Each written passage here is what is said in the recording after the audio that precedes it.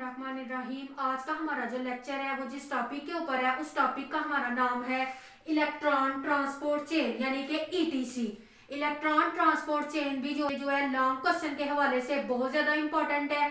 Electron transport chain जो है ये बहुत ज्यादा इंपॉर्टेंट लॉन्ग क्वेश्चन है और इलेक्ट्रॉन ट्रांसपोर्ट चेन की एक्सप्लेनेशन को अभी हम समझने की कोशिश करते हैं। उम्मीद करूंगी कि आपको समझ आ जाएगी। जो हमारे प्रीवियस लेक्चर था ग्लाइकोलाइसिस के ऊपर, क्रब साइकिल के ऊपर, अल्हम्दुलिल्लाह वो हमने कवर कर लिया है और वो भी बहुत ज्यादा इंपॉर्टेंट जो है लॉन्ग क्वेश्चन के लिए जो है आता है। वो क्वेश्चन भी जो है पेपर में लॉन्ग क्वेश्चन के तौर पे पूछे जाते हैं। तो इलेक्ट्रॉन ट्रांसपोर्ट चेन को हम देखते हैं कि ईटीसी क्या होती है। तो इसकी जो है एक्सप्लेनेशन को देखते हैं, इसके स्टेप को वन बाय वन अभी एक्सप्लेनेशन के तौर पे देखते हैं। फिर नेक्स्ट हम इसके साइकिल को भी अभी ड्रा करके तो उसके भी स्टेप्स को जो है वो देखते हैं। तो सबसे पहले देखते हैं इलेक्ट्रॉन ट्रांसपोर्ट चेन क्या है। The collection of molecules embedded in the inner membrane of the mitochondria. Mitochondria की इनर मेम्ब्रेन के अंदर मॉलिक्यूल्स जो एम्बेडेड हुए होते हैं उनको हम क्या कहते हैं, इलेक्ट्रॉन ट्रांसपोर्ट चेन। यानी उन मॉलिक्यूल्स की कलेक्शन को हम कहते हैं ईटीसी, इलेक्ट्रॉन ट्रांसपोर्ट चेन। ठीक है, माइटोकॉन्ड्रिया की इनर मेम्ब्रेन के अंदर जो मॉलिक्यूल एम्बेडेड हुए होते हैं उन मॉलिक्यूल को जो कलेक्शन हुई होती है और वो एम्बेडेड फॉर्म में माइटोकॉन्ड्रिया की इनर मेम्ब्रेन के अंदर प्रेजेंट होते हैं, हम उनको कहते हैं, ये क्या है, इलेक्ट्रॉन ट्रांसपोर्ट चेन है। The folding of inner membrane form cristae. ये हमने माइटोकॉन्ड्रिया के स्ट्रक्चर में भी डिटेल से क्रिस्टी को जो है वो हमने देखा था कि क्रिस्टी क्या होती है। तो ये इनर मेम्ब्रेन जो है, इनर मेम्ब्रेन की फोल्डिंग्स को हम कहते हैं कि फोल्डिंग्स क्या कहलाती हैं, क्रिस्टी कहलाती हैं। उसके बाद है प्रोस्थेटिक ग्रुप और tightly bound to the molecules of protein. Protein के मॉलिक्यूल के साथ प्रोस्थेटिक ग्रुप जो है वो टाइटली बाउंड हुआ होता है। ठीक है, प्रोस्थेटिक ग्रुप जो है वो टाइटली बाउंड हुआ होता है। The prosthetic groups are non protein component. जो प्रोस्थेटिक ग्रुप है हमारे पास वो क्या होता है, नॉन प्रोटीन कंपोनेंट होता है। These are important for the proper functioning of enzyme. और ये एंजाइम को प्रॉपर फंक्शनिंग करवाने के हवाले से बहुत ज्यादा इंपॉर्टेंट होता है। These prosthetic group alternate between reduced and oxidized state during electron transport chain. Electron transport chain के दौरान जो है ऑक्सीडाइज और रिड्यूस करवाने में प्रोस्थेटिक ग्रुप को अल्टरनेटिवली उसको रिड्यूस और ऑक्सीडाइज करवाने में ये हेल्प आउट करता है। They accept and donate electron. उसके बाद प्रोस्थेटिक ग्रुप इलेक्ट्रॉन को एक्सेप्ट भी करता है और इलेक्ट्रॉन को डोनेट भी करता है। उसके बाद ये आगे हमारे पास स्टेप्स हैं, इन स्टेप्स को हम जो है वन बाय वन देखेंगे इसकी एक्सप्लेनेशन को इलेक्ट्रॉन ट्रांसपोर्ट चेन की। फर्स्ट क्या होता है, NADH टू FMN। NADH किस में चेंज हो जाता है, FMN में। Electrons are removed from food during glycolysis. Glycolysis के प्रोसेस के दौरान फूड में से इलेक्ट्रॉन को रिमूव कर लिया जाता है। ठीक है, एक्सट्रैक्ट कर लिया जाता है। और क्रब साइकिल के दौरान भी These इलेक्ट्रॉन फॉर्म NADH। और वही इलेक्ट्रॉन जो कि क्रब साइकिल और ग्लाइकोलाइसिस के प्रोसेस के दौरान फूड में से रिमूव कर लिए जाते हैं, उन इलेक्ट्रॉन्स को क्या बना देते हैं, बाद में वो NADH बना देते हैं। ठीक है, NADH transfer electron to flavoprotein. NADH transfer electron to flavoprotein. फिर वही NADH जो है वो ट्रांसफर कर दिया जाता है फ्लेवोप्रोटीन को। ठीक है, फ्लेवोप्रोटीन हमारे पास क्या है, is the first molecule of electron transport chain. Flavoprotein हमारे पास इलेक्ट्रॉन ट्रांसपोर्ट चेन का जो है वो फर्स्ट मॉलिक्यूल होता है। ठीक है, prosthetic group called mononucleotide FMN। यही जो हमारे पास आगे फ्लेवोप्रोटीन है वो क्या रखती है, प्रोस्थेटिक ग्रुप होता है इसके पास, और उस प्रोस्थेटिक ग्रुप को हम क्या कहते हैं, मोनोन्यूक्लियोटाइड FMN। अब नेक्स्ट स्टेप में क्या होता है, FMN टू FES। FMN ने FES में कन्वर्ट होना होता है। Fe हमारे पास क्या है, सल्फर प्रोटीन हमारे पास है। ठीक है, इसको हम कहते हैं sulphur protein. FMN passes electron to an iron sulphur protein FES। FMN ने इलेक्ट्रॉन को पास करना होता है किसके पास, FES के पास। It is one of the family of protein. ये प्रोटीन की एक फैमिली है in which both iron and sulphur tightly bound. इसमें आयरन भी और सल्फर ग्रुप भी टाइटली बाउंड हुए होते हैं। इट इज रिडॉक्स रिएक्शन, और इसको हम क्या कहते हैं, रिडॉक्स रिएक्शन कहते हैं। The FMN returns to its oxidised form, जिसमें FMN जो है वो दोबारा अपनी ऑक्सीडाइज्ड फॉर्म में आ जाता है। जो हमारे पास नेक्स्ट अब थर्ड हमारा स्टेप्स है, वो हमारे पास स्टेप क्या है, FeS यानी कि आयरन सल्फर टू यूबिक्विनोन। ठीक है, ये क्यू है यूबिक्विनोन। The iron protein then passes the electron to a compound ubiquinone। अब हमारे पास जो आयरन प्रोटीन है वो किसके पास ट्रांसफर कर दी जाती है, वो इलेक्ट्रॉन को ट्रांसफर करती है। The iron protein then passes electron, iron protein है जो हमारे पास वो इलेक्ट्रॉन को ट्रांसफर कर देती है यूबिक्विनोन कंपाउंड के पास। ठीक है, यूबिक्विनोन जो कंपाउंड है उसके पास उसको जो है वो ट्रांसफर कर देती है। The electron carries is the only member of the electron transport chain. Electron जो कैरी हो रहे होते हैं वो only member of the electron transport chain के अंदर ये वाहिद वो मेंबर है that is not a protein, जो कि प्रोटीन नहीं है। A molecule of ATP is synthesized during this transfer, और जब ये इलेक्ट्रॉन ट्रांसफर हो रहे होते हैं, ये आयरन प्रोटीन जो है वो पास कर रहा होता है इलेक्ट्रॉन को यूबिक्विनोन कंपाउंड के पास, तो उस दौरान एटीपी हमारे पास जो है वो सिंथेसाइज्ड होती है। तो ये हमारे पास जो है वो स्टेप्स हैं। अब नेक्स्ट स्टेप को हम जो है वो देखते हैं जी। तो नेक्स्ट हमारे पास जो फोर्थ वन हमारा स्टेप है वो हमारे पास क्या है, यूबिक्विनोन टू साइटोक्रोम। यूबिक्विनोन जो है वो कैसे साइटोक्रोम में कन्वर्ट होता है। Most of remaining electron carries between यूबिक्विनोन, जो कि मैंने आपको पहले बताया कि क्यू को हम इधर जो है रिप्रेजेंट कर रहा है यूबिक्विनोन को, एंड ऑक्सीजन और प्रोटीन कॉल्ड साइटोक्रोम। साइटोक्रोम हम किसको बोलते हैं, मोस्ट ऑफ रिमेनिंग इलेक्ट्रॉन, जितने भी इलेक्ट्रॉन रिमेनिंग रह गए होते हैं जो कि कैरी हो रहे होते हैं बिटवीन यूबिक्विनोन और ऑक्सीजन और उसके अलावा और protein called cytochrome.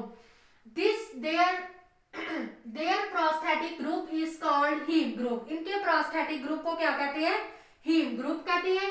Is an haem group हमारे पास क्या है, heme group is an organic ring. Heme group हमारे पास ऑर्गेनिक रिंग होती है जिसको सराउंड किया होता है सिंगल आयरन ने, एक सिंगल आयरन ने उस हीम ग्रुप को सराउंड किया होता है। The electron chain has several type of cytochrome. Electron chain के पास सेवरल टाइप के साइटोक्रोम होते हैं। Each group have different protein, और हर साइटोक्रोम के पास डिफरेंट प्रोटीन होती है विद हीम ग्रुप के साथ। हमारे पास वो साइटोक्रोम जो है वो कौन कौन जो साइटोक्रोम हमारे पास आते हैं उनमें सबसे पहले है cytochrome B, cytochrome C1, cytochrome C, cytochrome A और cytochrome A3।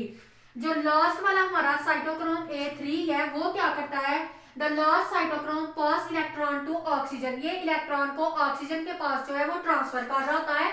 It is also pick up a pair of hydrogen ion from aqueous medium. ये एक्वस मीडियम से हाइड्रोजन आयन को भी पिकअप कर रहा होता है टू फॉर्म वाटर बनाने के लिए। दो एटीपी के मॉलिक्यूल हमारे पास प्रोड्यूस होते हैं during this transfer of electron, जब ये इलेक्ट्रॉन जो है वो ट्रांसफर हो रहे होते हैं थ्रू द साइटोक्रोम के थ्रू। ठीक है, तो ये हमारे पास जो है वो एक्सप्लेनेशन थी। उम्मीद करती हूँ कि आपको समझ आ गई होगी। अब हम नेक्स्ट जो है इसके डायग्राम के थ्रू इसके स्टेप्स को देख लेते हैं। तो ये देखिए, सबसे पहले हमारे पास जो है NADH डिहाइड्रोजनेज, ये क्या करता है, इलेक्ट्रॉन ट्रांसफर करता है FMN को। ठीक है, FMN बाद में क्या करता है, इलेक्ट्रॉन को ट्रांसफर कर देता है CoE, और ये हमारे पास यूबिक्विनोन है इसको। ठीक है, उसके बाद ये किसको जो है वो इलेक्ट्रॉन जो है वो ट्रांसफर करता है साइटोक्रोम B को। ऐसे ही फिर इलेक्ट्रॉन ट्रांसफर किए जाते हैं साइटोक्रोम C1 को, फिर साइटोक्रोम C, उसके बाद साइटोक्रोम A3 को इलेक्ट्रॉन ट्रांसफर कर दिए जाते हैं। ठीक है, इधर आपको नजर आ रहा होगा ये NADH जो है ये NAD में कन्वर्ट हो जाता है। ठीक है, ये फ्रॉम ग्लाइकोलाइसिस और Krebs साइकिल का में ये हो रहा होता है, ये उसका फर्स्ट स्टेप होता है कि जिसमें NADH किसमें कन्वर्ट हो रहा होता है, NAD में। इधर भी हमारे पास ATP की प्रोडक्शन हो रही होती है, FADH2 भी इलेक्ट्रॉन को पास करता है। ठीक है, उसके बाद जो ये हमारे पास इसकी जो फर्स्ट फेज आती है वो हमारे पास आती है from glycolysis and Krebs cycle. Second one जो हमारे पास होती है उसको हम कह रहे होते हैं एटीपी सिंथेटेज। एटीपी सिंथेटेज में क्या हो रहा होता है, हमारे पास एटीपी सिंथेटेज की प्रोडक्शन होती है। एटीपी का इधर प्रोड्यूस हो रही होती है और ये हाइड्रोजन आयन जो है वो बाहर निकल रहे होते हैं, जो कि हाइड्रोजन आयन इधर अंदर जा रहे होते हैं। एटीपी का मॉलिक्यूल फॉस्फेट ग्रुप को साथ मिला के तो क्या बना देता है, एटीपी से एटीपी में चेंज हो जाता है। उसके बाद हमारे पास आती है third one, terminal step. Terminal step में ये एटीपी सिंथेटेज है, ये क्या कर रहे हैं, हाइड्रोजन को ट्रांसफर कर रहे हैं, आगे से ये इलेक्ट्रॉन ट्रांसफर हो रहे हैं और ये हमारे पास हाफ ऑक्सीजन का मॉलिक्यूल मिल रहा है, इधर से हमारे पास हाइड्रोजन के इलेक्ट्रॉन मिल रहे हैं और वाटर का मॉलिक्यूल बन रहा है H और ये 2O वाटर का मॉलिक्यूल बन रहा है और इधर से भी ऐसे इलेक्ट्रॉन जो है वो रिमूव हो रहे हैं और एटीपी की प्रोडक्शन हो रही है हमारे पास। तो इस तरह से हमारे पास जो है वो एटीपी की प्रोडक्शन होती है और इलेक्ट्रॉन जो है वो एक चेन के अंदर ट्रांसफर हो रहे होते हैं एक साइटोक्रोम से दूसरे साइटोक्रोम के अंदर।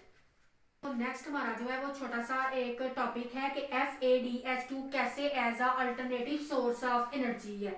तो हम ये देखते हैं कि कैसे जो है वो FADH2 as a alternative source of energy है। तो another source of electron for transport chain is FADH2। ये FADH2 जो है ये एक अदर सोर्स है इलेक्ट्रॉन को ट्रांसपोर्ट चेन के अंदर जो है वो ट्रांसफर करवाने का। Electron for transport chain is FADH2। Another हमारे पास सोर्स है इलेक्ट्रॉन को ट्रांसपोर्ट करवाने का, वो हमारे पास है FADH2 transport chain for transport chain. ठीक है, ट्रांसपोर्ट चेन के लिए it is produce during Krebs cycle. ये क्रब साइकिल के दौरान FADH2 हमारे पास प्रोड्यूस होता है। FADH2 add its electron to transport chain at lower level. ये लोअर लेवल के ऊपर जो है हमारे पास FADH2 इलेक्ट्रॉन जो है उन्हें ऐड करवाता है to transport chain at lower energy level than that of NADH। NADH के अगर हम कंपैरिजन करके NADH और FADH का देखें तो NADH के मुकाबले में FADH जो है FADH2 जो है वो हमारे पास इलेक्ट्रॉन को ट्रांसपोर्ट चेन के अंदर लोअर एनर्जी लेवल के ऊपर जो है वो ऐड करवा रहा होता है। इसीलिए therefore electron transport chain provide about 1/3 less energy from FADH2। इसीलिए ETC के अंदर इलेक्ट्रॉन ट्रांसपोर्ट चेन के अंदर FADH2 से हमारे पास 1/3 से भी लेस एनर्जी जो है वो FADH2 से आ रही होती है क्योंकि वो लो एनर्जी की प्रोडक्शन करवा रहा होता है। The electron transport makes no ATP directly। Electron transport chain ATP directly produce नहीं करता। ठीक है, उसके बाद हमारे पास है its function is to pass electron from food to oxygen. इसका काम हमारे पास क्या है कि फूड के अंदर से इलेक्ट्रॉन को लेना और उसे जो है वो ऑक्सीजन तक जो है वो पास करवा देना, ये काम हमारा ETC का है। It breaks a large free energy. ये फ्री एनर्जी को ब्रेक करता है into a series of smaller steps, बहुत छोटे छोटे स्टेप्स में that release energy is manageable amount, और एक मैनेजेबल अमाउंट के अंदर जो है वो एनर्जी को रिलीज करवा देता है। Mitochondria synthesize ATP during the mechanism. Mitochondria भी एटीपी की प्रोडक्शन करवाता है एक मैकेनिज्म के थ्रू जिसको हम कहते हैं कीमियो ऑस्मोसिस। ठीक है, तो ये हमारे पास छोटा सा टॉपिक था कि किस तरह FADH2 भी एक अल्टरनेटिव सोर्स है हमारे पास इलेक्ट्रॉन का, कि वो किस तरह से इलेक्ट्रॉन को जो है इलेक्ट्रॉन ट्रांसपोर्ट चेन के अंदर एंटर करवा रहा होता है। तो ये हमारा आज का लेक्चर जो है वो ETC के ऊपर था, इलेक्ट्रॉन ट्रांसपोर्ट चेन के ऊपर। उम्मीद करती हूँ कि आपको इसकी समझ आ गई होगी। अगर किसी का कोई क्वेश्चन है तो वो मुझे कमेंट बॉक्स में मैसेज करें। अपने लेक्चर के स्टार्ट में भी मैंने आपको बता दिया था कि हमारे पास जो ATP का टॉपिक है ये हमारे पास पेपर में लॉन्ग क्वेश्चन के हवाले से आ सकता है और ATC यानी कि इलेक्ट्रॉन ट्रांसपोर्ट चेन बहुत इंपॉर्टेंट टॉपिक है। तो आप लोग इसको देखें, समझें। अगर किसी का कोई भी क्वेश्चन है तो वो मुझे कमेंट बॉक्स में मैसेज करें।